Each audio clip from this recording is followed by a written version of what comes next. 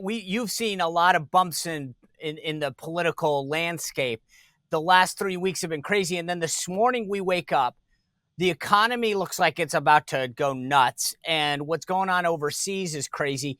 Is this a moment for Trump to sort of rise up? Yeah, I think that's a very good assessment.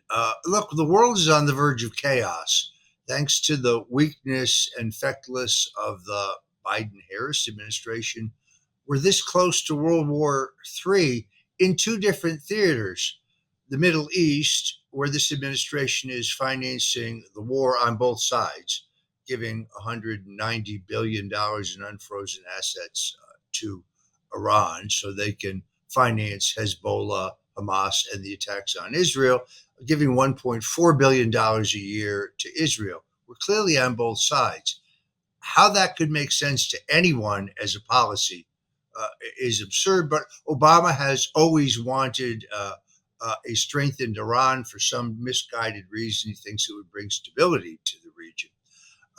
Our economy is in tatters.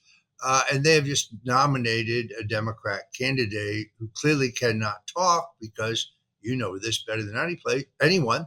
She won't have a press conference. She won't even do an interview with the one-on-one reporter. Why could that be? Because she's unable to put together a cogent statement. Donald Trump, I think at this point, epitomizes strength. None of this would be happening. None of it would be happening under the strong hand of a Trump administration.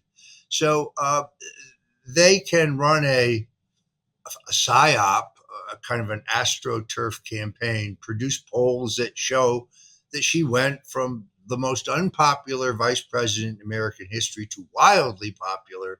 They can book a rock band in order to fill a venue that she otherwise couldn't even fill.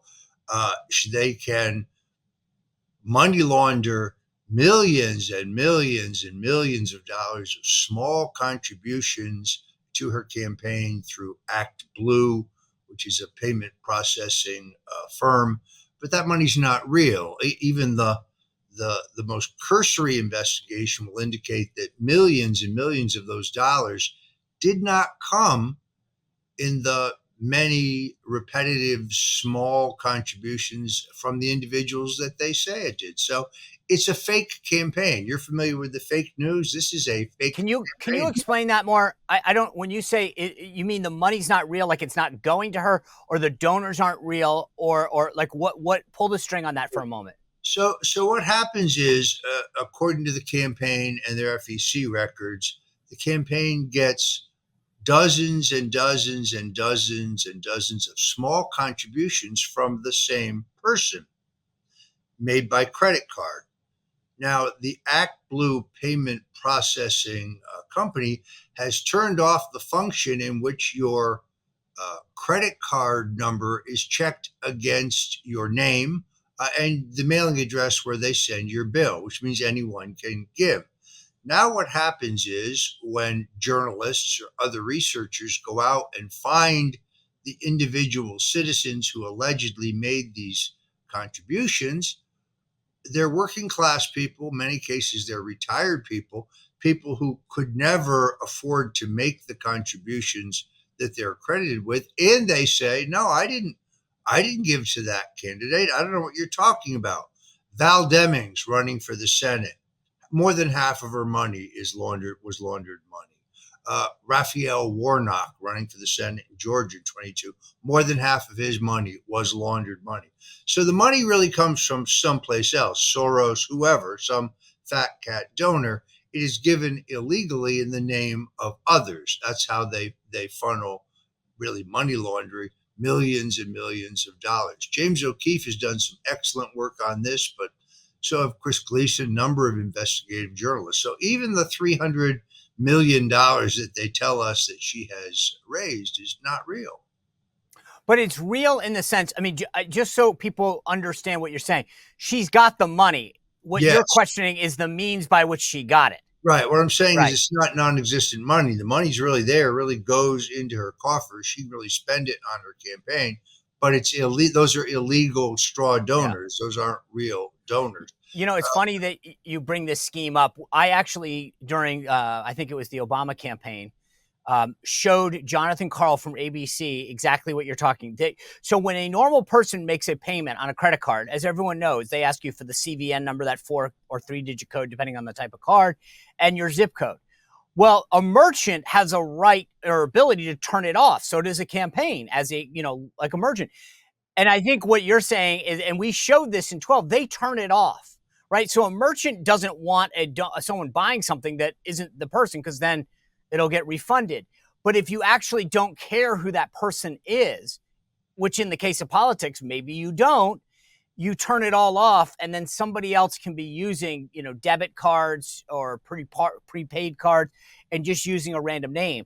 We showed this to Jonathan Karl at ABC a couple cycles ago, how it was working on the left, and he did nothing about it. I mean, the left, the media chooses to ignore this scheme that they have going. Well, precisely. I think you described it perfectly.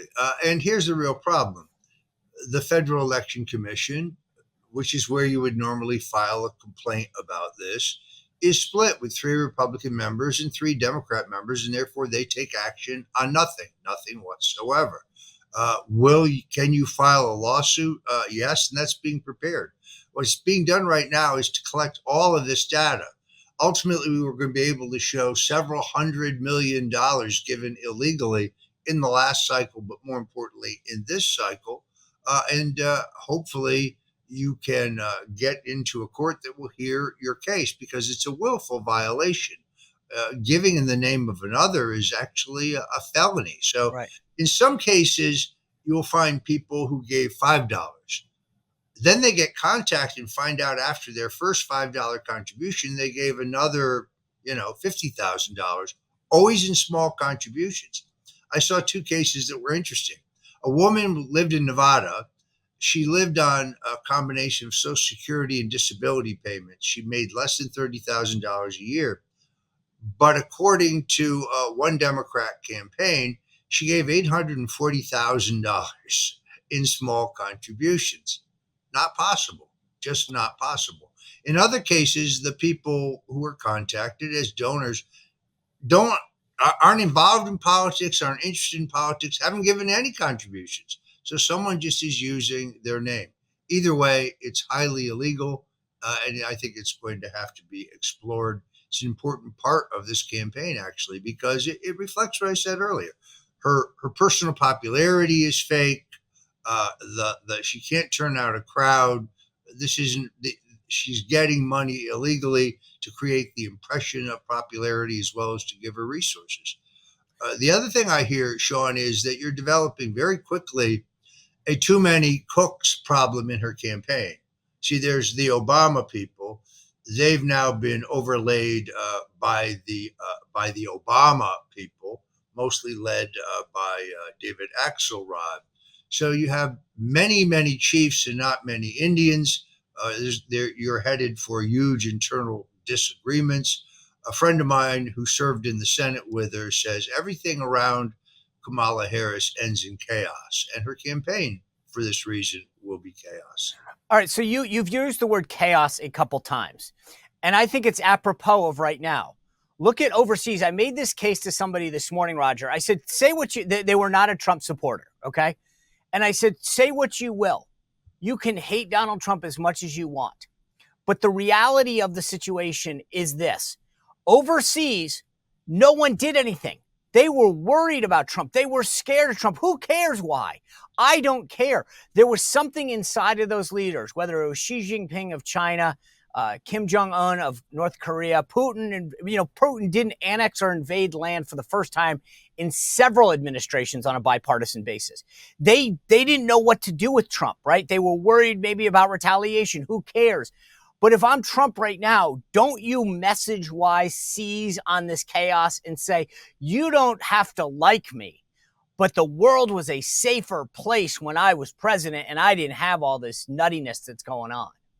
Yeah, unpredictability in foreign policy is a key tactic. I mean, look, Richard Nixon would send Henry Kissinger to the Paris peace talks in Vietnam, And Kissinger said, look, Nixon's a madman. He's a lifelong anti-communist. He hates you. If I don't come back with a deal, he may just push the button and nuke you entirely. Nixon referred to it as the madman theory, but they weren't sure, and that's the key. Right. What the president told me was, yeah, I told Putin that if he invaded Ukraine, that I'd hit Moscow. I'd hit it with everything we had. And he said, and he looked at me, but it didn't matter whether he only 10% believed that I would really do that. That 10% kept him from invading.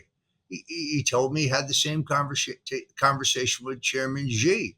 Chairman Xi said, he told Chairman Xi, you go into Taiwan, I will hit Moscow. I'll hit Moscow so hard there'll be nothing left. And Xi said, you will not do that. And Trump said, really? Try me.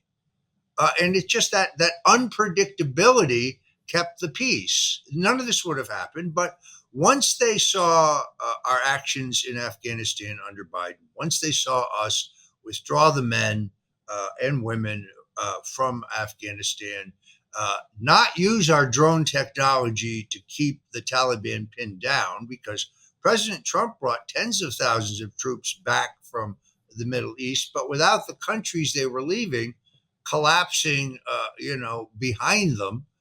Once they saw that act of weakness, I think weakness is provocative. It is what told Putin that he could go into Ukraine. It was what tells Xi today that he may be able to go into Taiwan. The response from Joe Biden and Kamala Harris, let's face it, would be a strong letter of protest. Well, if you enjoyed this content, make sure to like this video, subscribe, and click the notification bell to get more.